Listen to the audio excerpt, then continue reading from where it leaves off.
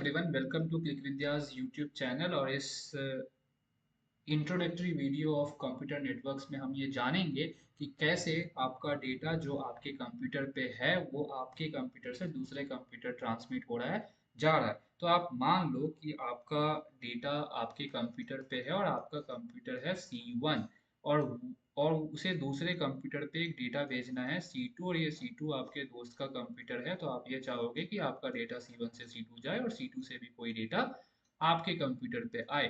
तो ये जो डेटा आएगा, इतना तो आपको पता ही होगा बेसिक, कि ये इंटरनेट पे आएगा। इंटरनेट क्या है? मिलियंस ऑफ कंप्यूटर इस इंटरनेट पे होते हैं। तो इस पूरे कंप्यूटर का जो नेटवर्क है, ये सारे कंप्यूटर का नेटवर्क, उसे ही हम बोलते हैं इंटरनेट। ठीक है। अब बात आती है, अगर डेटा एक कंप्यूटर से दूसरा कंप्यूटर जाना है तो ऑब्वियसली उसका एक एड्रेस होना चाहिए। ठीक है। तो आपके कंप्यूटर को भी एक एड्रेस मिलना चाहिए और आपके फ्रेंड के कंप्यूटर को भी एक एड्रेस मिलना चाहिए। और अगर नहीं मिला तो पता कैसे चलेगा डेटा कहाँ से कहाँ ले जाना है? ठीक है, इसलिए आपके कंप्यूटर को जो एड्रेस चाहिए, और उसे बोलते हैं आईपी एड्रेस। तो ये इंटरनेट आपको एक्सेस मिल रहा है, इसका मतलब आपके कंप्यूटर को एक एड्रेस दिया गया है और उस एड्रेस का नाम होता है आईपी एड्रेस। तो ये आप समझ लेना बेसिक सा, कि कभी भी अगर कोई बोले कि मैं इंटरनेट से कनेक्टेड हूँ, इसका मतलब इंटरनेट पे उस सिस्टम को एक एड्रेस मिला है और उस एड्रेस का नाम है आईपी एड्रेस। ठीक है। तो आप, सिंपल सी बात है, एड्रेस यूनिक होना चाहिए। मिलियंस ऑफ कंप्यूटर है तो हर कंप्यूटर का एक यूनिक एड्रेस होना चाहिए। तो कुछ प्रोटोकॉल्स होते हैं, नियम्स होते हैं, स्टैंडर्ड होते हैं। ठीक है। जिसके हिसाब से ये एड्रेस डिफाइन किया जाता है। और आपको पता है ये एड्रेस भी किसमें होगा? बाइनरी में ही होगा। Everything is binary in the world of computers. ठीक है। तो पहला आईपी एड्रेस जो डिफाइन किया गया था वो IPv4 किया गया था। और इस IPv4 में कितने बिट्स होते हैं? 32 बिट्स होते हैं। ठीक है।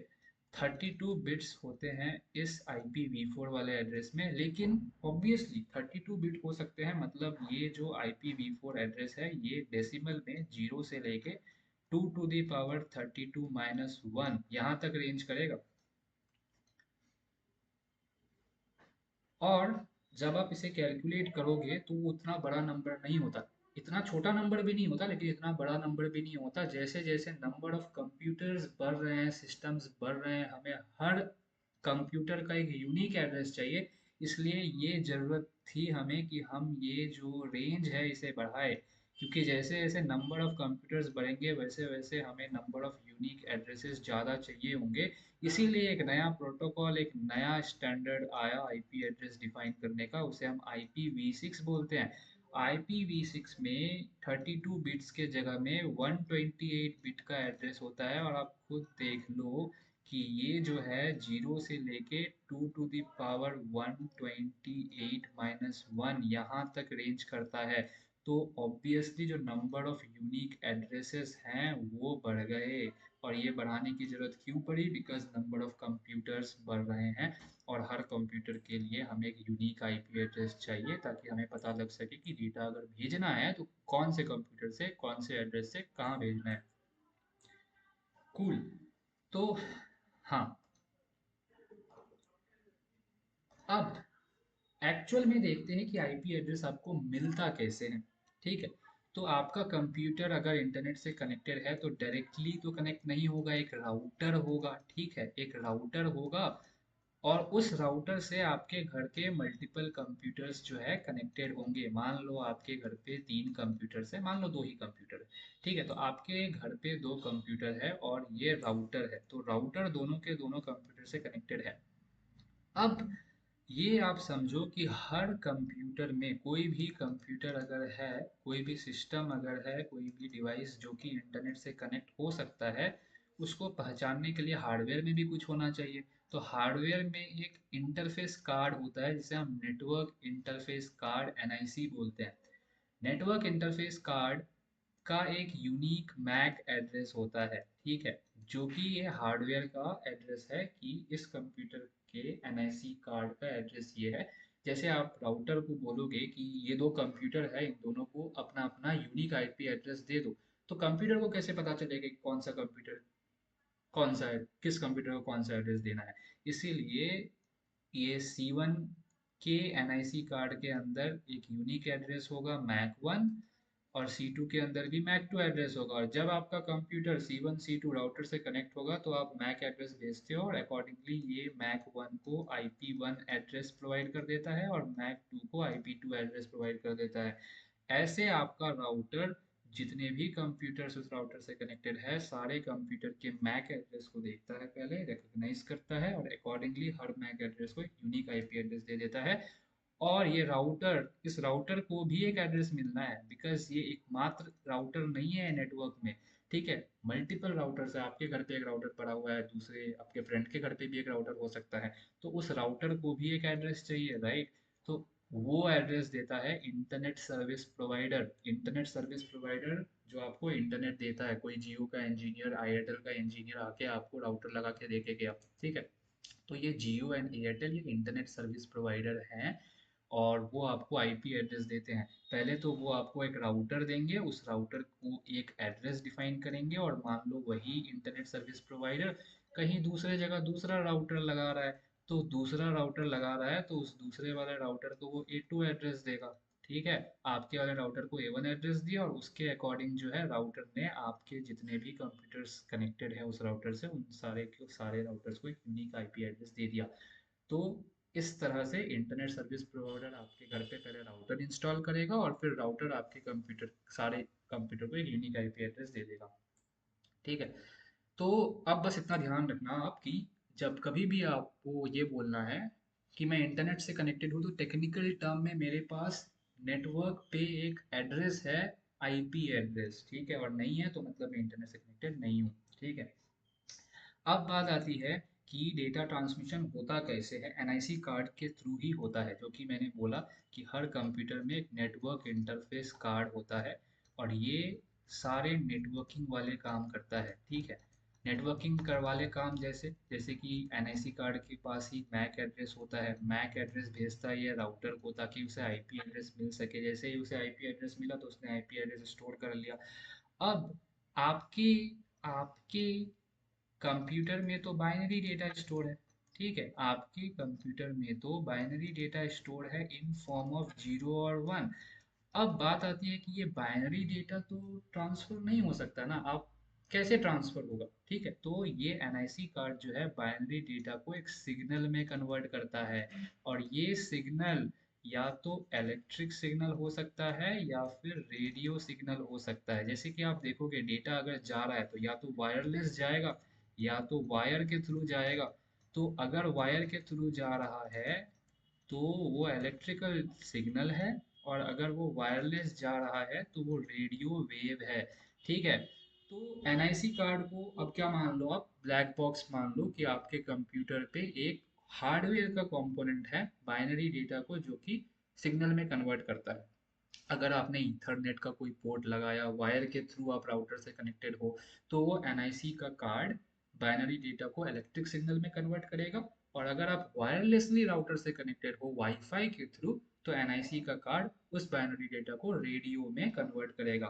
फिर आपको डेटा चाहिए भी, ठीक है, ऐसा नहीं कि बस आप अपने कंप्यूटर में स्टोर्ड बाइनरी डेटा को भेज रहे हो, आपको दूसरे के कंप्यूटर से जो सिग्नल आ रहा है, अगेन सिग्नल जो आ रहा है एनआईसी कार्ड को मिल रहा है, वो भी इलेक्ट्रिक सिग्नल हो सकता है या रेडियो सिग्नल हो सकता है। वायर्ड कनेक्शन है तो इलेक्ट्रिक सिग्नल होगा, वायरलेस कनेक्शन है तो रेडियो सिग्नल होगा। ठीक है, और फिर ये सेम एनआईसी कार्ड जो है वो क्या करेगा, बाइनरी में डेटा डिकोड कर देगा। ठीक है, डिकोड कर देगा। तो एनआईसी कार्ड को अगर सिग्नल एज एन इनपुट मिला तो वो बाइनरी डेटा में डिकोड करेगा, और अगर बाइनरी डेटा मिला तो उसे इनकोड कर देगा सिग्नल में। सिग्नल क्या हो सकता है? सिग्नल एक सिंपल सा, ये फिजिक्स है।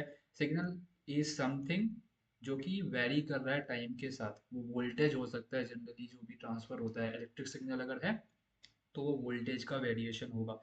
ठीक है, तो इस तरह से सिग्नल के अलग अलग टाइप्स होते हैं। बस इतना समझो कि डेटा का एक फॉर्मेट बाइनरी जो कंप्यूटर्स में स्टोर है, लेकिन ट्रांसमिशन के लिए डेटा एक जगह से दूसरी डेटा इलेक्ट्रिक सिग्नल के फॉर्म में जाएगा, या फिर रेडियो वेव के फॉर्म में जाएगा, या फिर और भी बहुत सारे फॉर्म्स है। मोस्ट कॉमनली इलेक्ट्रिक सिग्नल्स के फॉर्म में जाएगा या फिर रेडियो वेव्स के फॉर्म में जाएगा। So that's the entire work of NIC card, जो कि बाइनरी डेटा को सिग्नल वाले डेटा में कन्वर्ट करता है या फिर सिग्नल वाले डेटा को बाइनरी डेटा में कन्वर्ट करेगा, दैट्स इट। ठीक है। अब एक सिंपल सा थोड़ा सा, जैसे कि मैंने बोला था कि ब्लैक बॉक्स में हम क्या करेंगे, दो स्टेप लेंगे। पहले स्टेप में बस ये जानेंगे कि भाई ये ब्लैक बॉक्स कर क्या रहा है, इनपुट क्या ले रहा है, आउटपुट क्या दे रहा है, ठीक है, और इसके फंक्शनिंग क्या है। जैसे एनआईसी का एक और फंक्शनिंग है कि वो मैक एड्रेस जो है रखता है, और मैक एड्रेस राउटर को भेजता है, और राउटर से आईपी एड्रेस लेता है, ठीक है। अब हम थोड़ा सा एक लेवल स्टेप जाके बहुत ही हाई लेवल पे ये समझने का ट्राई करेंगे कि भाई एक्चुअली कन्वर्जन होगा कैसे, किस तरह से, थोड़ा बहुत बेसिक। मान लो बाइनरी डेटा है, मान लो बाइनरी डेटा है कि मान लो एक बाइनरी डेटा है, एक नंबर का बाइनरी डेटा है, ए इज इक्वल्स टू 4। आपके लैपटॉप पे ए इज इक्वल्स टू 4 ये वाला डेटा स्टोर है, और आपको अपने कंप्यूटर अपने अपने मान लो आप व्हाट्सएप पे चैट कर रहे हो, और आपको आपको आपके दोस्त ने पूछा कि कितने गुलाब जामुन खाए आज, ठीक है, तो आप बोल रहे हो 4, तो 4 भेज रहे हो, राइट। तो आप 4 लिखोगे तो बाइनरी में ये स्टोर होगा आपके कंप्यूटर पे, और बाइनरी में हमने देखा कि 4 को 0100 बोलते हैं, ठीक है। अब आप क्या करोगे, इसे दोगे एनआईसी कार्ड में, बहुत ही हाई लेवल। बस ये डेटा नहीं जाएगा, आप खुद सोचो, आपके फ्रेंड का आईपी एड्रेस है IP2, और आपका आईपी एड्रेस है IP1। तो बस ये a इज इक्वल्स टू 4 वाला डेटा नहीं जाएगा, ये वाला डेटा भी इसके साथ कॉम्बाइन होके इसका कॉम्बाइंड बाइनरी फॉर्मेट कन्वर्ट होगा सिग्नल में थ्रू एनआईसी। लेकिन सिंप्लिसिटी के लिए मैं बोल रहा हूँ कि मान लो बस आप a इज इक्वल्स टू 4 भेज रहे हो, और तो पहले क्या करोगे, उसे सिग्नल में कन्वर्ट करोगे। तो सिग्नल में कैसे कन्वर्ट करोगे, आप मान लो सिग्नल क्या है, something which varies with time. तो आप एक सिग्नल बना रहे हो ऐसा, ये 0, ये 1, ये 0, ये 0। तो ये मान लो आप पूरा 1 सेकेंड का ड्यूरेशन है, ये पूरा 1 सेकेंड का ड्यूरेशन है। तो ये ऐसा एक सिग्नल दिखता है कि ये वाला लेवल 1 है, ये वाला लेवल 0 है। 0.25 सेकेंड तक आपका सिग्नल 0 था, 0.25 से 0.5 सेकेंड तक आपका सिग्नल 1, 0.5 से 0.75 सेकेंड तक आपका सिग्नल 0, एंड 0.75 से 1 सेकेंड तक आपका सिग्नल 0, ठीक है। तो इस तरह से एनआईसी ने जो ये बाइनरी डेटा था उसे एक सिग्नल में कन्वर्ट किया। और ये आप समझो कि ये डेटा है, राइट, ये डेटा है। अब ये सिग्नल 1 सेकेंड में जा रहा है, ये सिग्नल 1 सेकेंड का ये सिग्नल जो है ये ट्रांसमिट होगा। ये बहुत हाई लेवल में मैं बता रहा हूँ, बट एग्जैक्टली ऐसा नहीं होता, एग्जैक्टली काफ़ी तगड़ा वाला फिजिक्स लगता है इसके पीछे। पर आप मान लो कि एनआईसी ने 0100 को इस सिग्नल में कन्वर्ट कर दिया। ये सिग्नल क्यों है, ये सिग्नल इसलिए है बिकॉज वैरी कर रहा है, टाइम के साथ वैरी कर रहा है, राइट। 0.25 सेकेंड तक 0 था, फिर अगले 0.25 सेकेंड में 1। और आप 1 को वोल्टेज मान सकते हो, ठीक है, 1 को वोल्टेज मान सकते हो कि 0 वोल्ट था, फिर 1 वोल्ट, या फिर 5 वोल्ट, फिर अगेन 0 वोल्ट। तो एक सिग्नल है, ठीक है। अब आप ये देखो कि ये कितने बिट्स हैं, 1 सेकेंड में कितना बिट ट्रांसमिट हो रहा है, ये कितने बिट्स है, इसमें 4 बिट्स हैं। तो ये जो 4 बिट है इस सिग्नल में 1 सेकेंड में, इसका मतलब 1 सेकेंड में 4 बिट ट्रांसमिट हो रहा है। और ये वायर के थ्रू हो सकता है, वायरलेस के थ्रू हो सकता है, उतना हमें अभी नहीं जानना, बस हमें इतना जानना है कि बाइनरी जो है सिग्नल में कन्वर्ट हो गया। सिग्नल कुछ ऐसा दिख रहा है, 1 सेकेंड में 4 बिट का डेटा ट्रांसमिट हो रहा है। तो इसकी स्पीड क्या हो गई, इसकी स्पीड हो गई 4 बिट पर सेकेंड, ठीक है। और आप जो ट्रांसमिशन, डेटा ट्रांसमिशन की टेक्नोलॉजीज देखते हो, 2G देखते हो, 2G मीन्स 2 गीगाबिट्स, 2 × 10⁻⁹ पर सेकेंड। 5G मतलब 5 × 10⁻⁹ तो ऑब्वियसली अगर 5 × 10⁻⁹ बिट्स 1 सेकेंड में ट्रांसफर हो रहा है तो 5G है। 2 × 10⁻⁹ बिट्स पर सेकेंड में ट्रांसफर हो रहा है तो 2G है। इसलिए 5G में ज़्यादा डेटा ट्रांसफर हो रहा है 1 सेकेंड में। That's the reason 5G is faster than 2G। But actually इतना सेकेंड नहीं लगता, बिकॉज ये तो बस डेटा हुआ, राइट। डेटा ट्रांसमिट हो रहा है, वायर के थ्रू जा रहा है, वायरलेसली जा रहा है, तो बहुत सारी प्रॉब्लम्स आएंगे, इंटरफेरेंस होगा, ठीक है, तो उसमें भी टाइम जाता है। बट एग्जाम्पल के लिए आपको बताया कि 2G का मतलब क्या होता है। 2G डेटा ट्रांसमिशन का मतलब इतने बिट्स एक सेकेंड में ट्रांसफर हो रहे हैं।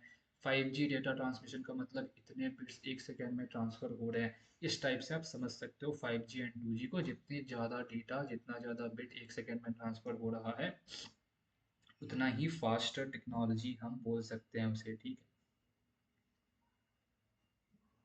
Yup.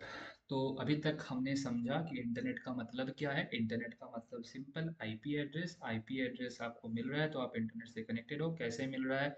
Internet service provider Jio Airtel का इंजीनियर राउटर एस्टेब्लिश करके जा रहा है। राउटर जो है, राउटर मैक एड्रेस के अकॉर्डिंग राउटर आपके डिवाइस को एक आईपी एड्रेस दे रहा है, और जैसे ही आपको आईपी एड्रेस मिल गया, आप इंटरनेट से कनेक्ट होगा और अपना डेटा आप भेज सकते हो। डेटा कैसे भेजोगे? बाइनरी से सिग्नल में कन्वर्ट करोगे। सिग्नल में कौन कन्वर्ट करता है? NIC network interface card. और सिग्नल कुछ ऐसा दिखता है। सिग्नल में डेटा होता है जो कि टाइम के साथ वेरी करता है। एक सेकेंड में अगर आप 4 बिट ट्रांसफ़र कर रहे हो तो जो डेटा है उसकी स्पीड क्या हो जाएगी डेटा ट्रांसमिशन की? 4 बिट्स पर सेकेंड। और ऐसे ही आप 2G और 5G को थोड़ा बहुत समझ सकते हो। तो that's the entire thing about internet और कैसे डेटा ट्रांसमिट होता है एक कंप्यूटर से दूसरे कंप्यूटर। और काफ़ी हाई लेवल था, एग्जैक्टली जो है काफ़ी कॉम्प्लिकेटेड टेक्नोलॉजी हार्डवेयर बना हुआ है। वो हम आगे आने वाले कोर्सेज में, वीडियोस में, लेक्चर्स में डिस्कस करेंगे।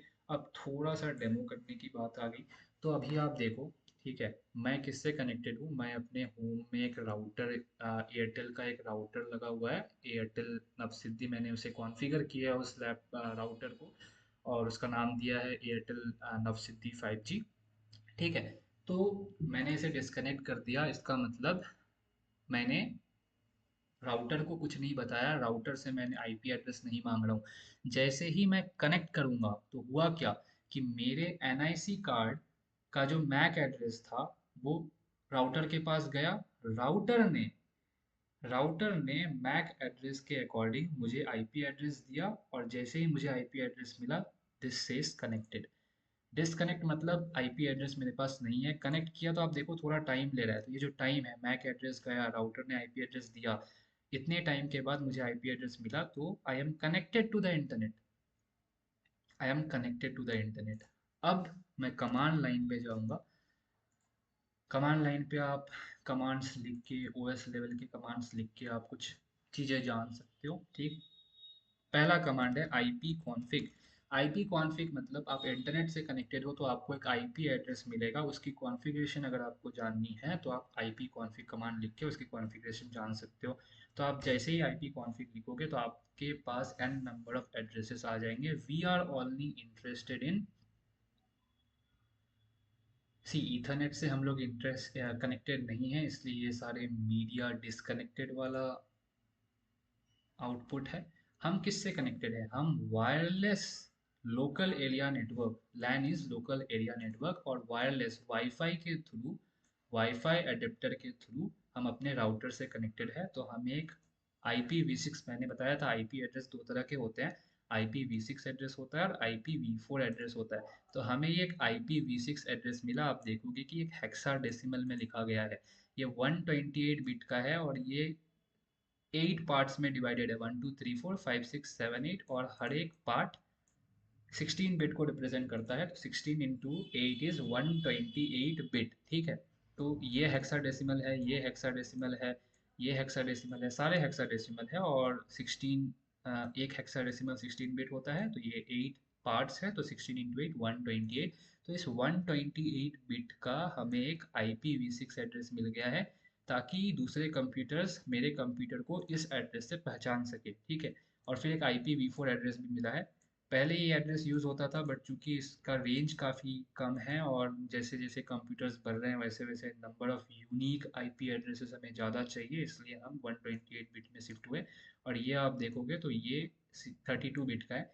ये डेसिमल नंबर है 0 से लेकर 255। ये फॉर्मेट है कि कैसे IPv4 एड्रेस बनता है। तो IPv4 एड्रेस के 4 पार्ट्स होते हैं, और हर एक पार्ट जो है एक डेसिमल नंबर होता है, रेंजिंग फ्रॉम 0 से 255। एंड एक डेसिमल नंबर 0 से 255 रेंज कर रहा है, मतलब वो कितने बिट का होगा? 8 बिट का होगा। तो ये 8 बिट का, ये 8 बिट का, ये 8 बिट का, 8 बिट का, तो 32 बिट का ये IPv4 एड्रेस मुझे मिला और ये 128 बिट का IPv6 एड्रेस मुझे मिला। ठीक है। अब आप ये देखो कि अगर मैं वाईफाई चेंज कर देता हूँ तो मेरा आईपी एड्रेस चेंज होगा, बिकॉज अगर मैं अब इसे पर्सनल हॉटस्पॉट से कनेक्ट करता हूँ, ठीक है, मैं क्या करूँगा, मैं इसे अब अपने पर्सनल हॉटस्पॉट से कनेक्ट करूँगा, मैं अपने मोबाइल का पर्सनल हॉटस्पॉट ऑन कर रहा हूँ और वाईफाई को मैं डिस्कनेक्ट करूँगा। और अब क्या करूँगा, एक एक नोट बना लो आप, नोट क्या है इसी भी देख लेंगे, ठीक है। ये ओप्पो A78 5G मेरा पर्सनल हॉटस्पॉट है। मेरा हॉटस्पॉट मैंने चेंज कर दिया, वाईफाई चेंज कर दिया, तो अब मुझे आईपी एड्रेस अलग मिलेगा, राइट। आईपी एड्रेस अलग मिलेगा, मेरे मैक का एड्रेस सेम है, बट मैं दूसरे राउटर्स को दे रहा हूँ। ये दूसरा राउटर समझ लो आप, ओप्पो A78 5G दूसरा राउटर है, जैसे ही मैंने कनेक्ट किया मुझे दूसरा आईपी एड्रेस मिलेगा, ठीक है, कनेक्टेड। अब अगर मैं लिखूंगा आईपी कॉन्फ़िग तो मुझे आईपी एड्रेस दूसरा मिलना चाहिए, ठीक है। तो अब आप देखो कि ये अब मुझे IPv6 एड्रेस ये मिला है 240940E4। और अभी इससे पहले क्या मिला था, 24014900 मिला था, और अब मुझे क्या मिला है, 40E4 मिला है। IPv6 एड्रेस बदल गया, IPv4 एड्रेस भी बदलेगा। लास्ट में देखो 162 है IPv4 एड्रेस का, और इसके लास्ट में क्या है, जीरो है, ठीक है, इसके लास्ट में जीरो है। तो इसका मतलब अगर मैंने राउटर चेंज किया तो मेरा आईपी एड्रेस भी बदल गया, ठीक है। अब मुझे दूसरा आईपी मिला है। अब नेटवर्क पे मेरे कंप्यूटर को इस आईपी एड्रेस से ना पहचान के other computers will identify me with this IP address, ठीक है। हाँ, तो ये पूरा खेल है। अब आप देखो, मान लो मैं इंटरनेट से कनेक्टेड नहीं हूँ, मान लो मैं इंटरनेट से कनेक्टेड नहीं हूँ, मैंने डिस्कनेक्ट कर दिया, मैंने वाईफाई ऑफ कर दिया, अब क्या आएगा, अब मुझे आईपी एड्रेस तो मिला नहीं, मैंने मैक किसी को भेजा नहीं, अपना मैक एड्रेस मैंने किसी को भेजा नहीं, तो मुझे आईपी एड्रेस मिला नहीं। तो अगर मैं आईपी कॉन्फ़िग लिखूंगा तो मुझे आईपी एड्रेस नहीं मिलेगा, अपना wireless wifi adapter media is disconnected, मुझे आईपी एड्रेस नहीं मिला। और अगर मैं इंटरनेट एक्सेस करने का ट्राई करूंगा तो मुझे इंटरनेट भी एक्सेस नहीं होगा, ठीक है। तो ये बात है। अब मान लो मैं एक सिंपल सा कमांड रन करूंगा, पिंच। इंटरनेट एक्सेस आपके पास है या नहीं है ये जानने के लिए आप आईपी कॉन्फ़िग देख लो, कमांड रन कर लो, तो आपको आईपी एड्रेस अगर दिख रहा है मतलब आप इंटरनेट से कनेक्टेड हो, आईपी एड्रेस नहीं दिख रहा है इंटरनेट से कनेक्टेड नहीं हो। दूसरा कमांड आप ये भी यूज कर सकते हो, google.com क्या है, एक सर्वर है, राइट। एक ये क्या है, सर्वर। सर्वर क्या होता है, सर्वर कुछ नहीं, बहुत सारे कंप्यूटर्स कंप्यूटर्स होते हैं, बहुत सारे सीपीयूज होते हैं, ठीक है। आपके लैपटॉप में एक सीपीयू है, बहुत सारे सीपीयूज। गूगल.com के पास इतने सीपीयूज क्यों हैं, बिकॉज गूगल.com में बहुत सारे बहुत सारे रिक्वेस्ट जा रहे होंगे, राइट। तो उसको हैंडल करने के लिए बहुत सारे सीपीयूज चाहिए, इसलिए गूगल.com क्या है, सर्वर है। बहुत सारे सीपीयूज है, बहुत सारे सीपीयूज को आपस में एक साथ मिला दिया तो एक बहुत बड़ा सुपर कंप्यूटर मान लो बन गया। तो google.com is nothing but a computer, ठीक है। और अगर मुझे इस कंप्यूटर से डेटा चाहिए तो मैं उसे पिंच करूंगा, ठीक है। एक कमांड है, पिंच करो आप गूगल, पिंच पिंग कुछ भी बोलो, पिंग करो आप google.com को। Ping request could not find host google.com, क्यों नहीं मिला इसे, बिकॉज आप इंटरनेट से कनेक्टेड नहीं हो। अगर आप इंटरनेट से कनेक्टेड होते हो तब फिर से पिंग करते हैं। पिंग करने का मतलब, google.com क्या है, सर्वर। मैंने बताया सर्वर कुछ नहीं है, कंप्यूटर है, तो google.com को एक कंप्यूटर मान लो। तो आप उस google.com वाले कंप्यूटर से डेटा लेना चाहते हो, किंतु ले पाओगे नहीं, ले पाओगे तब तक नहीं ले पाओगे जब तक आप इंटरनेट से कनेक्टेड नहीं हो। google.com को कैसे पता चलेगा कि आपका लैपटॉप का आईपी एड्रेस क्या है। अब आप कनेक्ट हो गए हो, कनेक्ट हो गए हो मतलब आपके लैपटॉप को आईपी एड्रेस मिल चुका है और आपका आईपी एड्रेस इंटरनेट पे पहुंच चुका है। अब अगर मैं google.com को पिंग करूंगा तो मुझे दिखेगा google.com 32 bytes of data transfer कर रहा है, रिप्लाई मिल रहा है मुझे। तो अगर मुझे मिल रहा है तो मतलब मैं इंटरनेट से कनेक्टेड हूँ, क्योंकि google.com तो कहीं और पड़ा हुआ है, google.com का जो कंप्यूटर है वो तो कहीं और पड़ा हुआ है, वहाँ से अगर मुझे डेटा लगना है तो मुझे आईपी एड्रेस चाहिए। आईपी एड्रेस मिलेगा कैसे, वाईफाई से कनेक्ट होने पे। वाईफाई से कनेक्ट हुआ, हम हुए और पिंग कर करा और मुझे हमें मिल गया, ठीक है। तो इन दो कमांड से आप देख सकते हो, google.com कर सकते हो या फिर कोई दूसरा वेबसाइट है उससे भी कर सकते हो। जैसे कि अगर मैं पिंग करूँ क्लिक विद्या डॉट navsiddhi.in, ठीक है। तो clickvidya.navsiddhi.in मेरा सर्वर है, ठीक है, जो कि मैंने होस्ट करके रखा है कहीं पे। तो आप मान लो clickvidya.navsiddhi.in एक कंप्यूटर है जो कि होस्ट किया हुआ है कहीं पे। अब मैं क्या कर रहा हूँ, इस वाले कंप्यूटर से क्या कर रहा हूँ, मांग रहा हूँ डेटा, मुझे डेटा चाहिए पिंकी, और मुझे डेटा मिल गया। ठीक है, तो ये बात है। So that's the entire concept कि इंटरनेट कैसे कनेक्ट होता है और कैसे हम इंटरनेट से कनेक्ट करके एक कंप्यूटर से दूसरे कंप्यूटर पे डेटा भेज सकते हैं, दूसरे कंप्यूटर से अपने कंप्यूटर पे डेटा ला सकते हैं। And that's it in this video, and मिलते हैं दूसरे वीडियोस में। Thanks a lot, and if you like the content, don't forget to hit the subscribe button.